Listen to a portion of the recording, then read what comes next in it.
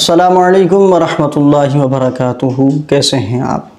ये नेपाल से हमारे एक व्यूवर्स हैं तैयब आलम साहब। पहले भी इनका एक सवाल आया था कमेंट की सूरत में, उस पर मैंने एक वीडियो बनाई थी कि टैंकर का जो पानी आता है, टैंकर डलवाते हैं तो वो पानी पाक होता है या नापाक होता है। तो अब इनके 2-3 सवाल आए हुए हैं, तो एक ही वीडियो में उन 2-3 सवालों के मैं जवाब देने जा रहा हूँ, तो आप तवज्जो के साथ इस वीडियो को मुलाहज़ा कीजिएगा।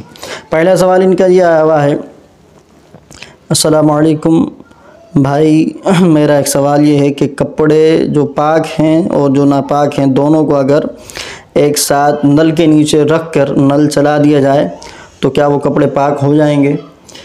तो इसका जवाब ये है कि अगर आपने नल के नीचे रख के नल खोल दिया है और पानी बह रहा है और ज़न्ने गालिब हो गया कि पानी जो है नजासत को बहाकर ले गया होगा, तो अब वो कपड़े पाक हो जाएंगे। अब वो कपड़े पाक हो जाएंगे। तो ऐसी सूरत के अंदर ये जो नल का पानी होता है ये जारी पानी के हुक्म में होता है, और जारी पानी का हुक्म यही है कि आप उसमें नापाक कपड़ा अगर रखते हैं और वो थोड़ी देर उसमें रखते हैं और आपको ज़न्ने गालिब आ जाता है कि ये पानी जो है वो नजासत को ले गया होगा, तो फिर वो कपड़ा पाक हो जाता है। तो नल के नीचे भी यही हुक्म है, वो कपड़ा बिल्कुल पाक हो जाएगा जब आपको ज़न्ने गालिब आ जाए कि पानी इतना बह गया है कि जो नजासत थी वो ख़त्म हो चुकी होगी। अगर उसका कुछ निशान वग़ैरह रह गया है और वो हट नहीं रहा तो उसमें कोई हर्ज नहीं है, असल जो नजासत है वो जा चुकी है और कपड़ा बिल्कुल जो है वो पाक है, इसमें बिल्कुल कोई मुज़ायक़ा नहीं है। और दूसरा सवाल इनका ये है कि कहते हैं मैंने सुना है कि अगर नापाक कपड़े बाल्टी में डाल दिए जाएं और ऊपर से नल खुला छोड़कर पानी बहने दे दिया जाए तो कपड़े पाक हो जाते हैं या नहीं होते?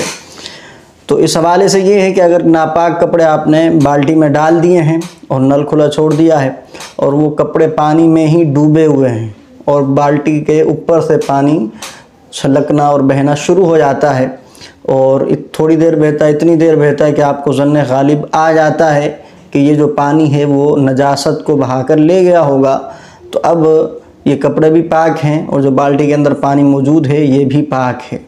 तो अब आप नल बंद कर दीजिए और कपड़े आपके पाक हो चुके हैं। इनका एक तीसरा सवाल भी था, मैंने उसे समझने की बहुत कोशिश की, कई मरतबा पढ़ा, लेकिन वो समझ में मुझे नहीं आया।